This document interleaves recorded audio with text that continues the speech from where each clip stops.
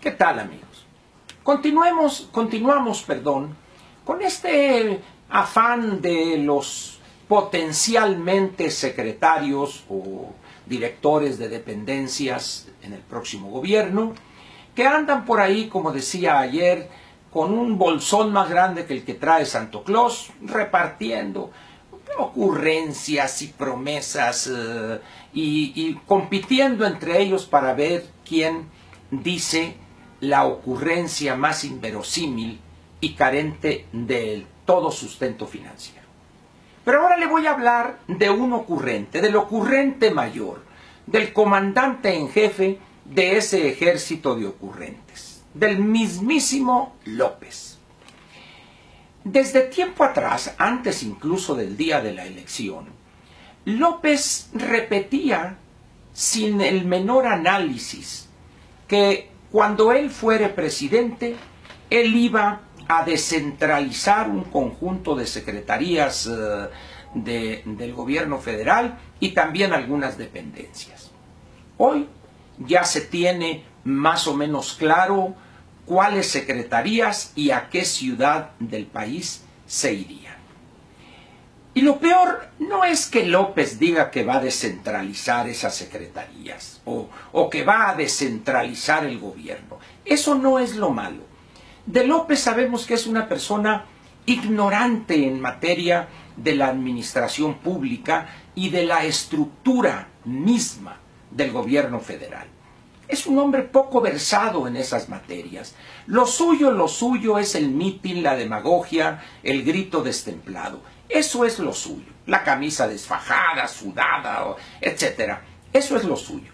Pero analizar, requerir tarjetas informativas de sus asesores donde le explicarían bien y de manera clara, sobre todo para él, que es un hombre de pocas luces intelectuales, para entender lo que significa descentralizar. Para empezar, el concepto mismo. Pero bueno, pues él es el que ganó bien, ganó muy bien además, pues él puede darse esos lujos. Pero aquí es donde empiezan los problemas. Primeramente, los que lo rodean y que saben que está diciendo una tontería, no se atreven a decirle señor licenciado, o porque ahora le dicen virtual presidente electo, cuando López hoy solo es candidato triunfador. Pero no se atreven a decirle señor con todo respeto o con el debido respeto, como él suele decir, esto que está planteando usted no es viable por estas y estas razones. Y nadie le dice eso porque teme ser despedido o que lo saquen de ahí, de ese terreno de los súper privilegiados que es una casona en la colonia Roma y por las calles de Chihuahua. Entonces, dice él que va a descentralizar el gobierno y corre la especie de que va a descentralizar. Pero ahí no termina lo peor, sino que opinantes, personas que comentan en algún medio impreso o en algún espacio radiofónico o televisivo, compran eso y en vez de al menos leer, así fuere superficialmente, acerca del tema, lo compran íntegro y quizá queriendo quedar bien con el nuevo sol que ilumina nuestras vidas o el nuevo gran timonel versión Conazupo, se pliegan a eso y dicen, es que la descentralización, para que el país crezca de manera equilibrada, para que el progreso no esté solo en unas zonas del país, una cantidad de tonterías, por no decir algo más feo, que termina en hadas. Entonces, incluso debo decir que colegas que participamos en el mismo grupo periodístico han caído en esa posición donde se dice tontería y media. Y vamos a explicar por qué. Cuando en la administración pública se habla de descentralizar algo, el concepto está bien claro y definido. Es ceder facultades una entidad gubernamental a otra. Repito, descentralizar quiere decir ceder, abdicar de una responsabilidad para entregársela a otro orden de gobierno o a otra entidad. Eso es descentralizar. No implica mover oficinas, mover personal. Eso es otra cosa. Cuando usted cambia una dependencia de una ciudad a otra. Eso se llama desconcentrar, sacar de un lugar céntrico, mandarla a otra parte. Y estas personas, los opinantes a que me refiero, son tan irresponsables intelectualmente hablando, que no se preocupan por entender, repito, que descentralizar tiene que ver con las funciones de un gobierno o de una secretaría. Lo que estamos viendo, o pretendidamente dicen que lo van a lograr, es un movimiento de desconcentración.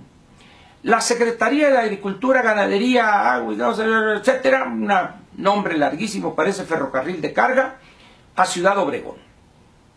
¡Qué bien! Ciudad Obregón va a recuperar su desarrollo y va a crecer. Y dice uno, ¿dónde aprenderían desarrollo económico?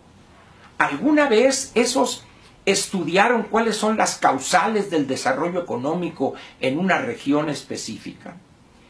¿Usted piensa, o es de los que ingenuamente piensan, que el que lleguen 1,000, 2,000, 3,000 burócratas a una ciudad, en este caso Ciudad Obregón y el sur de Sonora, automáticamente el desarrollo de esa región va a florecer? No, no funciona la economía real de esa manera. Y lo peor de todo es que las funciones las seguiría manteniendo la Zagarpa. Dicho de otra manera, estaríamos ante un simple proceso de desconcentración. Agarra usted a algunos burócratas, muchos no se van a querer ir, nomás cuando les digan cuánto tienen que pagar de luz en Obregón, en ese momento van a decir, ahí muere, yo aquí me quedo. Pero vamos a suponer que aceptaran irse, que dijeran, sí, yo me voy a ese calorcito agradable de 45, 46 grados en agosto, tan sabroso ahí en Ciudad Obregón. Muy bien, se van. Pero las funciones que tienen ellos van a seguirlas teniendo. Y si alguien de Yucatán antes tenía que viajar a la Ciudad de México para obtener un permiso, ahora tendrían que ir a Ciudad Obregón. O aquellos de Veracruz, o de Chiapas, de Oaxaca, o de Monterrey, o donde sea, tendrían que ir hasta Ciudad Obregón. ¿Por qué? Porque el gobierno, en lo que se refiere a la Zagarpa, no están proponiendo descentralizar, sino simplemente desconcentrar.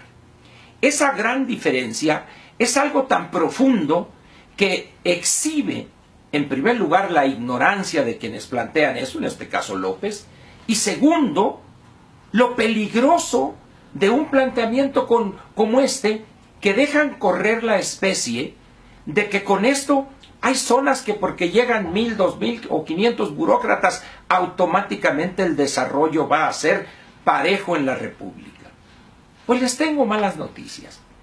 El desarrollo económico en un país es siempre, por definición, un desarrollo desigual, porque no todas las regiones tienen los mismos recursos, no todas tienen el mismo atractivo, no todas tienen facilidades para mover carga, etc. No es lo mismo tener un puerto de altura a tener un lugar en el medio del desierto o en el bolsón de Mapimí en Durango.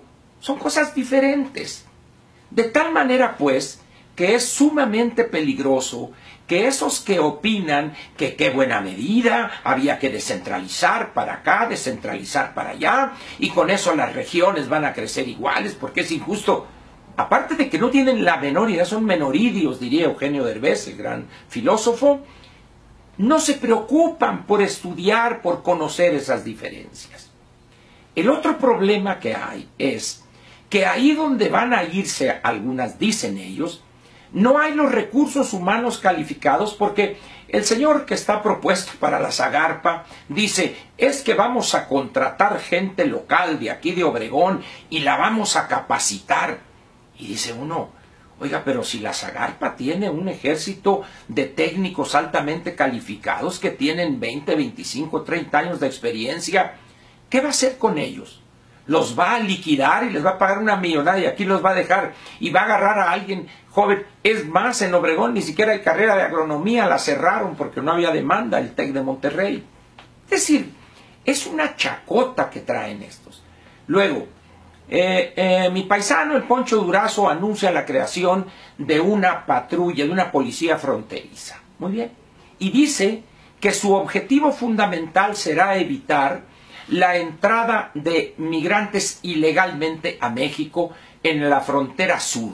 Muy bien, es loable eso, que la gente entre de manera ordenada, cumpliendo con los requisitos que establece el Estado mexicano para recibir a personas que vienen a intentar quedarse a trabajar o simplemente como turista. Y el Instituto Nacional de Migración lo van a poner en Tijuana.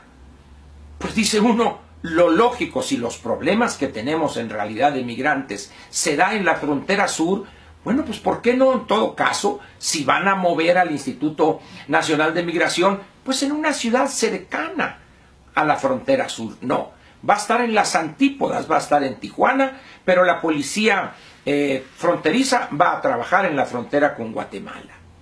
Y así como eso se encuentra usted una cantidad de ocurrencias sin el menor sentido. Luego dice también Villalobos, el de la Zagarpa, que va a juntar por acá, le va a quitar a la Conagua esto, los distritos de riego por acá y que el agua... Y una mezcla que parece capirotada en Semana Santa. La verdad es que alguien ya debería pararlos. La señora Sánchez Cordero, como jefe de gabinete, como consecuencia de su puesto de secretaria de Gobernación, eventualmente podría irse al Senado, pero anda que si los notarios, que si los corredores inmobiliarios y que la justicia transicional y la amnistía y que nomás es para estos, cuando hay desperdigados hay unos neoburócratas o neofuncionarios en el mejor de los casos que están llenos de ocurrencias y en vez de que privare la prudencia en ellos, la verborrea, la diarrea verbal les gana. Yo les pediría desde mi posición modesta, un campesino sin tierras, ejidatario con derechos a salvo, ahí de San José de Bacum, que le bajen. No digan tantas ocurrencias, o al menos júntense y establezcan una cantidad diaria de ocurrencias. O decir, a ver, el lunes le va a tocar a Nale, el martes le va a tocar al Poncho, el miércoles le va a tocar a Alfonso Romo, y así que se vayan repartiendo. No que llegue un momento en que 3, 4 dicen ocurrencias, y eso pues no nos da chance ni de reírnos de la primera, nos confundimos, pues. Y la última recomendación que querría hacer respetuosamente es que a aquellos opinantes que escriben o hablan o en la radio o aparecen en la televisión, que antes de hablar de temas complejos de la administración pública, como es la descentralización, lean del tema, entiendan el concepto para que la confusión que genera López y sus adláteres no la amplifiquen, por el contrario, detengan la pelota de la confusión y decir: el señor López está equivocado, lo que está planteando él es desconcentrar, no descentralizar.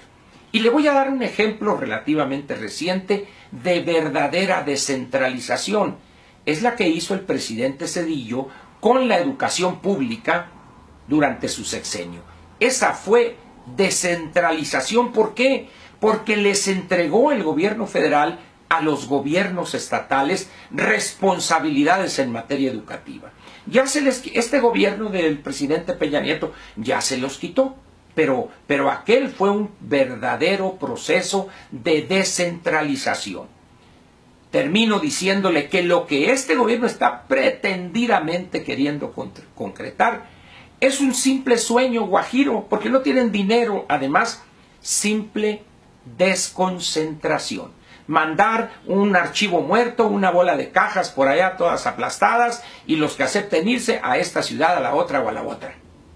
Pero no se va a concretar. Escúchelos, ríase siquiera de sus tonterías, pero desde ahorita le digo, no hay dinero para que esa desconcentración se concrete. Si no, como dice Ricardo Alemán, al tiempo.